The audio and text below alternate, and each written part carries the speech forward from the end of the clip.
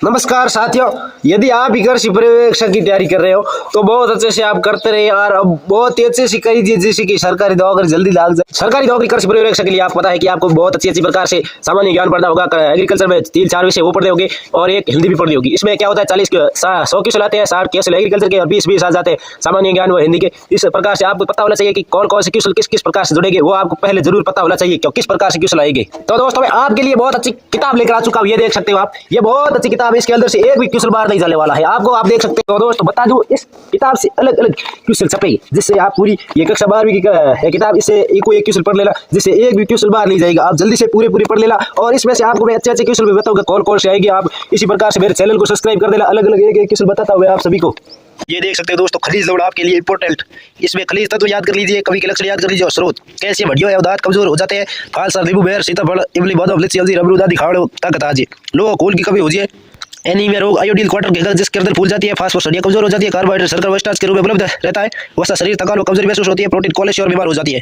और ये दूसरे सारे कुछ बेहतर फलों के पोषक तत्व प्रति 100 ग्राम फल खाने से योग्य भाग, जिसमें से अमरूद के हो जाते हैं 200 लड़ू, विटामिन ए हो जाते हैं 48 वायु। किशोर देख सकते हो, में से आलू की शुष्कता दूर करने के लिए आने वाला रसायन कौन सा है, तो इसमें थायो यूरिया काबिल लिया जाता है। हरी खाद के लिए चने की 20 किलोग्राम प्रति हेक्टेयर रखते हैं, 90 से 100 किलोग्राम। आपका 13वां क्वेश्चन, मूंगफली में प्रोटीन की मात्रा पाई जाती है 27%। प्रताप सिंह किस्म है तेल की। बरसीम की बीजों में कौन से खरपतवार के बीज पाए जाते हैं, तो कासनी के बीज पाए जाते हैं। डेबो विधि से विकसित की गई वेलिला पेपेस के द्वारा। तो मेरे लिखे हुए आप देख सकते हो, ये बहुत इंपॉर्टेंट क्वेश्चन मैंने चार्ट कर लिखे। उत्परिवर्तन शब्द का प्रयोग सर्वप्रथम किसने किया, तो ह्यूगो डी व्रीज ने किया था। मेरे टेस्ट में सर्वप्रथम पौधों का भाग कौन लिया था, तो पौधे का शीर्ष भाग। अलार की तितली अंडे देती है तो कैलिक्स पर।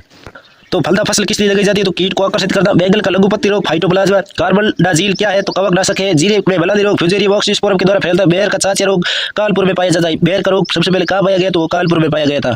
लाल शूद्रकृमि के नाम से प्रजाति है, तो प्लोय रोग से प्रजाति पाई जाती है। आप सबसे बहुत अच्छे से याद करते हैं। कल्लोरोटोलेम का कार्य कोको निर्माण में, टिंडिक में शोषण उदर व भाग में होता है। मोम ग्रंथि पाई जाती है। श्रमिक में चिकित्सा महत्व का परजीवी है। जो काली रोग का वैज्ञानिक नाम है, तो कलवांसु।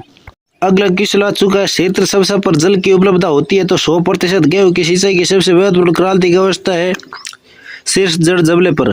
व्यवहारिक दृष्टि से किस विधि से सिंचाई निर्धारित समय सरल है, फसलों की क्रांति की अवस्था आधार पर। निम्न में से सिंचाई की सबसे कम दक्ष विधि है अनियंत्रित अवलयन। किस सिंचाई विधि का विकास इजराइल में हुआ, तो बुलबुल। निम्न में से किस सिंचाई विधि से रास्ते में जल ह्रास नहीं होता है, बहुत सारी विधि में जल ह्रास नहीं होता है। यह सिंचाई विधि अधिक जल मांग वाली फसलों के लिए उपयुक्त नहीं है।